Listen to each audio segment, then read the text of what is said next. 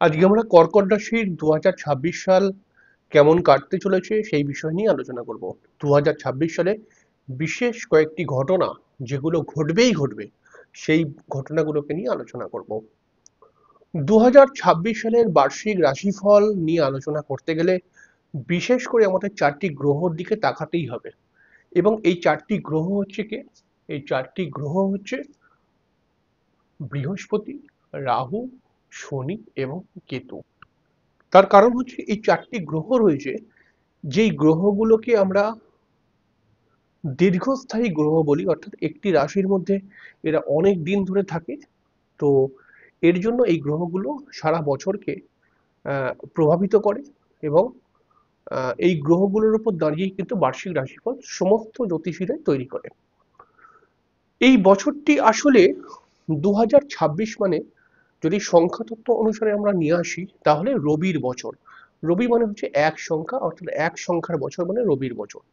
তো অটোমেটিক্যালি কর্কট রাশির যদি অনুষ্ঠান হয়ে থাকে তাহলে আমরা জানি কর্কট রাশির অধিপতি গ্রহ চন্দ্র, এবং চন্দ্রের সঙ্গে রবির একটি মিত্রতা রয়েছে। এবং চন্দ্র অর্থাৎ কর্কট রাশির দ্বিতীয় ঘরের অধিপতি হচ্ছে রবি। তো এর ফলে এই বছরটি 2026 সালটি কর্কট রাশির মানুষদের জন্য কিন্তু আর্থিক উন্নতির ক্ষেত্রে বিশেষ সহায়তা পূর্ণ একটি বছর হবে 2026। এই বছরের মধ্যে কর্কট রাশির মানুষদের আর্থিক উন্নতি বৃদ্ধি পাবে, মান সম্মান বৃদ্ধি পাবে। এবং তার সঙ্গে সঙ্গে এই বছরে কিন্তু এই কর্কট রাশির মানুষরা যারা নতুন চাকরি খুঁজছে তাদের ক্ষেত্রে একটা অ্যাডভান্টেজ রয়েছে, সরকারি চাকরির যোগ ক্রিয়েট হচ্ছে। তো আলটিমেটলি কর্কট রাশির মানুষদের ফাইন্যান্সিয়ালি গ্রোথ কিন্তু ভালো রয়েছে। তবে আমরা গ্রহর দিকেও যদি তাকাই তাহলে আমরা দেখতে পাচ্ছি, এখানে দেখুন লিখেছি জানুয়ারি টু মে এই জুপিটার মানে বৃহস্পতি থাকবে মিথুন রাশির ঘরের মধ্যে। আবার 2 জুন থেকে অক্টোবর অবধি কর্কট রাশিতে বৃহস্পতি চলে আসবে।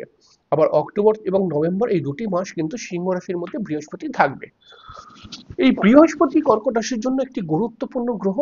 তো বৃহস্পতি যখন মিথুন রাশির মধ্যে দ্বাদশ ঘরের মধ্যে থাকবে মে মাস অবধি, বছরের প্রথম থেকে মে মাস অবধি, এই সময়টা কিন্তু কর্কট রাশির একটু সমস্যা চলবে।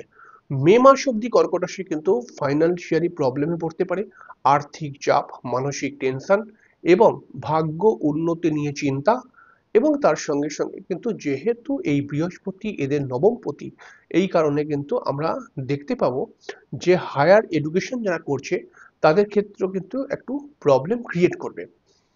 তবে দ্বিতীয় মানে 2 জুন থেকে অক্টোবর এই বৃহস্পতি যেহেতু কর্কট রাশির মধ্যেই চলে আসবে, এই 2 জুন অর্থাৎ জুন মাস থেকে অক্টোবর মাসটি কিন্তু কর্কট রাশির জন্য একটি গুরুত্বপূর্ণ মাস হতে চলেছে। কারণ এই মাসে বৃহস্পতি কর্কট রাশির মধ্যে অবস্থান করে কর্কট রাশির মধ্যে এবং তার পঞ্চম ঘর এবং নবম ঘরের মধ্যে, রাশির পঞ্চম ঘর এবং নবম ঘরের মধ্যে প্রভাব বিস্তার করবে কর্কট রাশির মধ্যে থেকে পঞ্চম এবং নবম। এর ফলে কর্কট রাশির একটা দীর্ঘদিনের মনের ইচ্ছা পূরণ হবে। বেশ কিছু কর্কট রাশির বিবাহ হবার যোগ ক্রিয়েট হবে। যে সমস্ত কর্কট রাশির বিবাহিত জীবন নিয়ে বিভিন্ন সমস্যা চলছে তাদের ক্ষেত্রে সেই সমস্যাও রিকভার হবার একটা চান্স রয়েছে।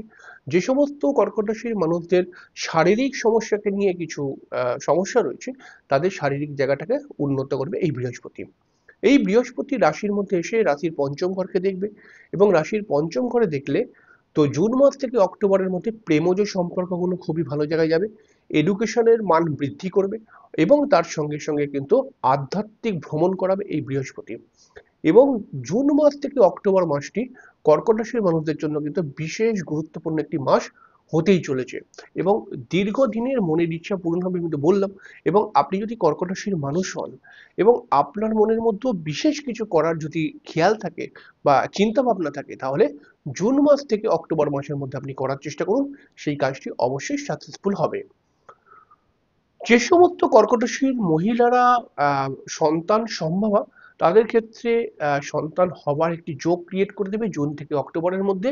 এবং তার সঙ্গে সঙ্গে কিন্তু ভাগ্য উন্নতির ক্ষেত্রে এই জুন থেকে অক্টোবর মাসটি খুব গুরুত্বপূর্ণ হতেই চলেছে। বিশেষ করে যে সমস্ত কর্কট রাশির ছেলেমেয়েরা আউট অফ স্টেটে কাজকর্ম করতে চায় বা একটু দূরে গিয়ে কাজকর্ম করতে চায়, তাদের ক্ষেত্রে কিন্তু এই মাসটি খুব গুরুত্বপূর্ণ হবে।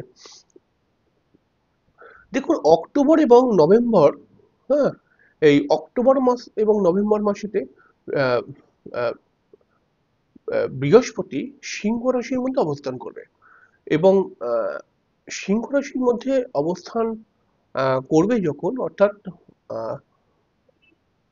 সেকেন্ড জুন থেকে অক্টোবর অব্দি কর্কটে তো থাকবে, অক্টোবরের লাস্টের থেকে নভেম্বর এবং ডিসেম্বরটা হয়তো লেখা হয়নি, ডিসেম্বরেও কিন্তু সিংহ রাশির মধ্যে বৃহস্পতি থাকবে।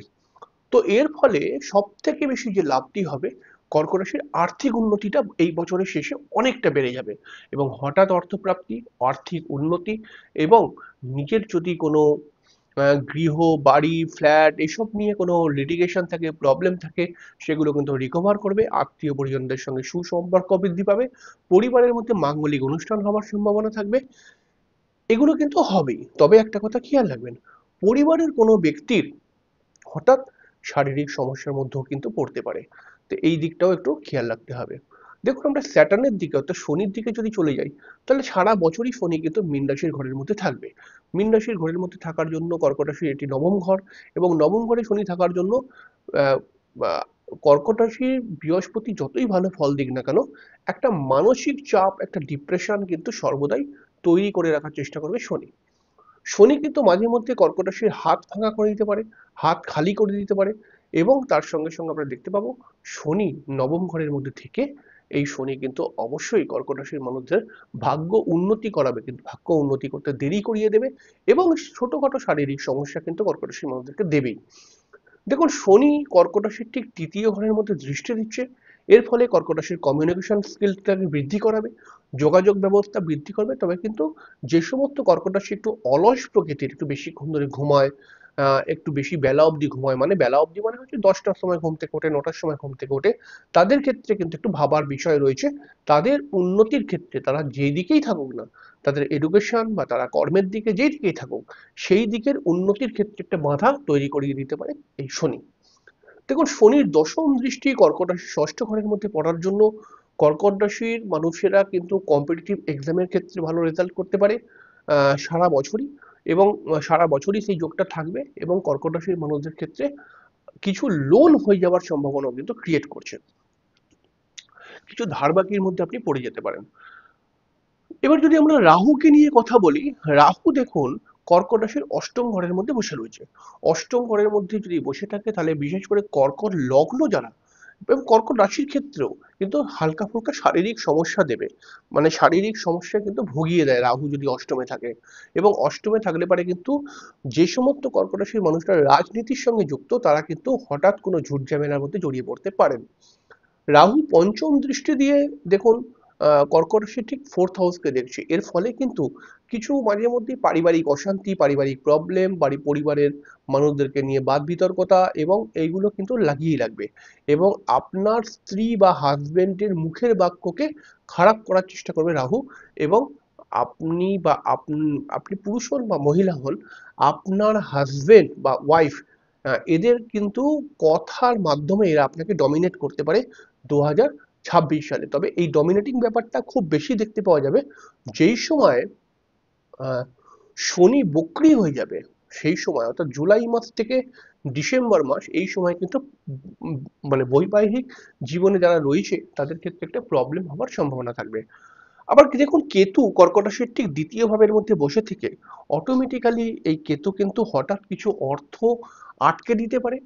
এই কেতু দ্বিতীয় ঘরের মধ্যে বসে থাকলে পরে সেভিংস হবে, তবে কিন্তু এখানে একটা কথা খেয়াল রাখবেন যে আপনি অনেক কষ্ট করে সেভিংস করলেন এবং সেই সেভিংসটা হঠাৎ কোনো কারণে খরচা হয়ে গেল, এরকম ব্যাপার ক্রিয়েট করে কিন্তু কেতু অনেক সময়।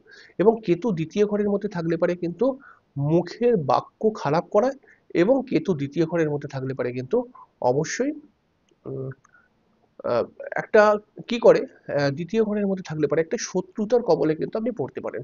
তাহলে এই 2026-এ আমি যদি একটা টোটাল গ্রাফ তৈরি করি, তাহলে আমি দেখতে পাচ্ছি যে বৃহস্পতি কিন্তু 2026-এ কর্কট রাশির মানুষদেরকে অনেকটাই সাহায্য করবে, এবং বৃহস্পতি দ্বারা কর্কট রাশির মানুষরা অনেকটা উপকৃত হবে, এর জন্য অর্থ এবং সম্মান প্রাপ্তির এই জায়গাগুলো কিন্তু তৈরি হচ্ছে। শনি কিন্তু 2026 সালে যে অবস্থানের মধ্যে থাকবে, তার ফলে কিন্তু কর্কট রাশির একটা মানসিক চাপ বৃদ্ধি করিয়ে রাখবে, এবং মাঝে মধ্যে কিন্তু পারিবারিক অশান্তি, বিবাহিত জীবনে প্রবলেম, এগুলো কিন্তু শনি করবে, এবং তার সঙ্গে রাহু একটু শনিকে সহযোগিতা করবে। অক্টোবর, নভেম্বর, ডিসেম্বর এই যে মাসটা রয়েছে এই মাসগুলোর মধ্যে শনি বৃহস্পতি কিন্তু কর্কট রাশির মানুষদেরকে বেশ কিছুটা আর্থিক লাভ দেবে। কেতু কিন্তু সেভিংস করাবে, তবে কিন্তু কিছু প্রবলেম আসবে।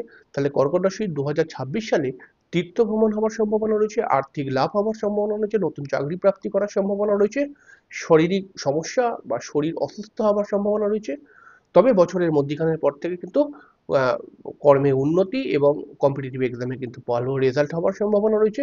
এবং তার সঙ্গে সঙ্গে কর্কট রাশির মানুষরা অবশ্যই 2026 সালে একটা নিজের ইচ্ছা, বড় মনের ইচ্ছাকে কিন্তু পূর্ণ করতেই পারবে। অবশ্যই আপনি যদি কর্কট রাশির মানুষ হয়ে থাকেন তাহলে পারে আহ, এই দেখুন ওপরে দুটি মন্ত্র লিখেছি, ওম শ্রীম সোমায় নমঃ এবং ওম নমঃ শিবায়, এই দুটি মন্ত্র 108 বার করে যদি আপনি জপ করতে পারেন তাহলে যেই যেই মাসে আপনার খারাপ সময় আসবে সেই মাসগুলো কিন্তু এই মন্ত্র 108 বার করে পাঠ করলে পারে অবশ্যই সেই মাসগুলো কিন্তু ভালো হবে। দেখুন এখানে আমি 108 নিলাম, 108 করে পাঠ করতে হবে এবং এইটা পাঠ করে কিন্তু আপনি অবশ্যই আহ, নিজের সমস্যা থেকে বেরিয়ে আসতে পারবেন। তবে একটা কথা খেয়াল রাখতে হবে, এই মন্ত্র যদি পাঠ করতে চান তাহলে সকাল 7টার আগে পাঠ করবেন অথবা রাত্রি 10টার পরে কিন্তু পাঠ করবেন। এবং যদি আপনি শিবের মন্ত্র পাঠ করতে চান তাহলে পরে সর্বদাই শিবের মন্ত্র পাঠ করার সময় হাতের মধ্যে একটা বেলপাতা নিয়ে শিবের মন্ত্র পাঠ করার চেষ্টা করবেন।